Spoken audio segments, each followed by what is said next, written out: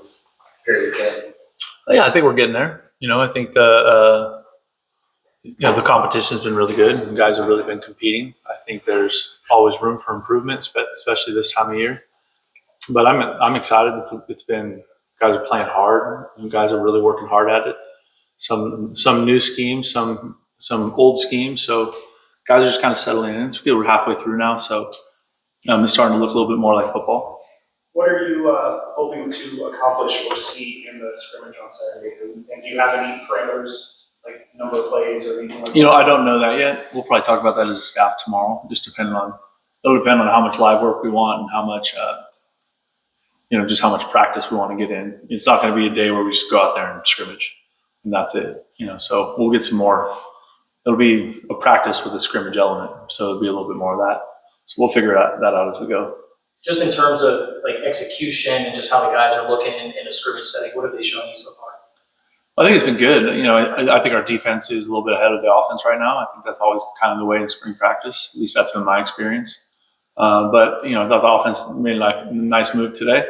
Had really good productive, late in practice, a little bit of live stuff, a little bit of thud tempo stuff. And so I thought there was some good execution, some nice plays being made by the offense. So I think any good football team, you never want it to be really one-sided. If it's one-sided, you probably got a problem. It should be some version of trading punches. And then tight ends, just what have you seen out of that group? And in your offense, how beneficial are the tight ends to what you Tight ends huge for us. I think we've had a first or second team all-conference or honorable mention all-conference tight end every last 6 or 7 years at San Jose. So that's a huge position of emphasis for us. Those guys are pass catchers, they're blockers, they're route runners, and so they're critical to us. And that group is really talented and really good. And, it's been fun to see that group come along. Coach Atkins is a fantastic tight ends coach, so I got extreme confidence in him. And then Roberto Miranda, what have you heard about just his story, what he's had to overcome the last few years? He's just such a unique kid, right? And it's funny, the first time I met him, I thought he was like an adult. I didn't know he's a guy on the team because he just looks so mature and carries himself so mature. But what an amazing kid. And you see the progress he's making. That part of it is like his investment in improving and, meeting with his coach and his intentional way he goes about practice is starting to show up with the plays he's making in practice. I think everyone on the team's excited for him. You can hear that from the players. You spent the first month on the job with the roster in flux because people could leave. Yep. And now it's about to happen again with this window here. The uniqueness of it happening in the middle of spring practice. Have you had conversations with players? Like, if you're thinking about doing this, let us know. I've more been just talking to players one-on-one and just kind of checking in with guys.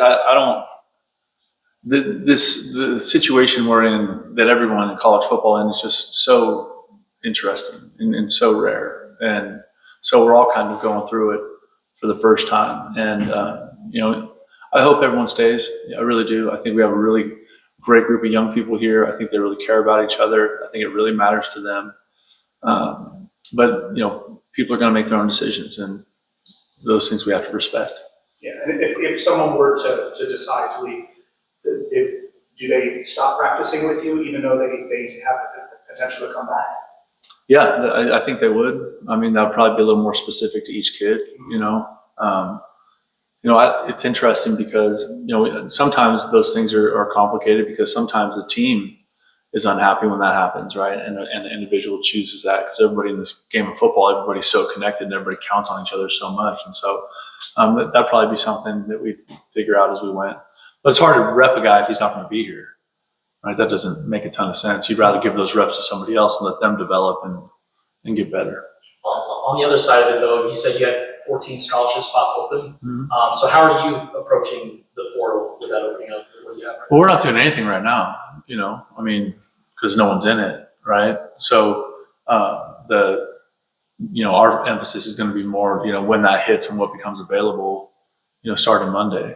But those things, to me, the important thing with that is that we thoroughly vet all those people that we're talking about bringing into this family. And I think sometimes you can rush to judgment just based on the film and not knowing the young person well enough.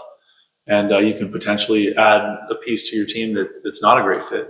So we're going to do our due diligence with that and take our time and try and make the best decisions we can with who we add to our football team this next few months. Will some of those scholarships maybe go to some walkouts?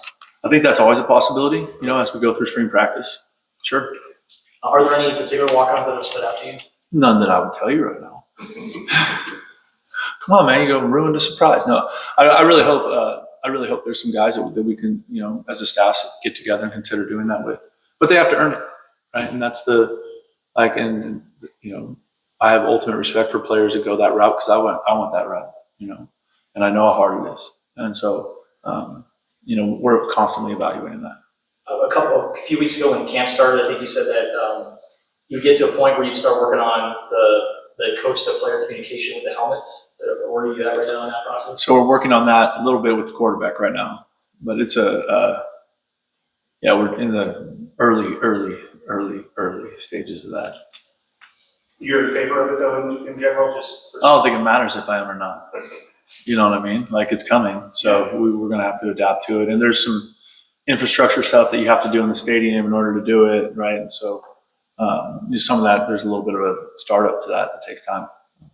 I'm not freaking out that we're not, firing on all cylinders in that space yet. But since it's the spring, you get to work out kind of the kinks and the growing pains with that. I mean, a little bit, but we don't have any defensive players yet. And so, I think we got all fall camp, right? 25 practices, so I'm not feeling any sense of urgency in that one piece. Has anything surprised you about personnel-wise or just the team in general? I don't think anything has surprised me after watching all the tape from last season. Like I've said countless times, I think Coach Fish and that staff recruited a really great group of players and young men, and they did a great job of getting them connected, and that's been awesome. Normally when you come into one of these jobs, it's not like that. Normally it's because the team was unsuccessful and it was messy, but that's not what we came into. And so I consider myself and our coaching staff incredibly fortunate to be working with this team. How did the documentary that you're involved with come about? With Noah and the staff? Yeah. It's just an idea that, talking with Noah's dad and, those people that he works with their production company. And I think it's kind of an awesome idea to hopefully highlight some of our players and highlight our program. And so far, it's so well done. It's like, I'm pretty impressed by it. Have you seen a finished copy already? I haven't. I've seen the trailers. How do If we're in spring practice, I'm not watching. I'm not watching TV. Health-wise though, how are the guys doing? We're doing good. Kind of a loaded question, but I assume that NIL at San Jose State is some of those schools that you're competing against is different than here. Is there an adjustment or kind of something that you've noticed with NIL and how it's handled at this level? Yeah, it's drastically different, and I think that's something that I think for everybody, it's new and everyone's kind of learning as we go, and even though I was at a place where that wasn't a huge part of our process before, it's just a year later, and so it's, but I do think it's ramping up, and I think starting, on Monday, I think there could be some really interesting movement in college football, because what happens is you go through spring practice and you realize what you don't have, right? And then you're like, okay, where do we find that? And that's what everyone's going to do. And One more question, yes. Sorry, Coach. that's right. There's a lot of turnovers forced by the defense so far in the spring. If that's something that you're expecting to continue, and what's been your assessment so far? That's funny. Yeah, it's actually that's one of those things, right? Like it's really good on one side, and then on the other side, you're not looking for that, right? So I think we haven't played a lot of live full speed football, and we did some of that today, and we did a little bit of that last weekend, and we'll do some on Saturday, and that's what we got to be looks like we got some work to do with our ball security. So it's good. We got a lot of good practice film to coach off of. All right, that's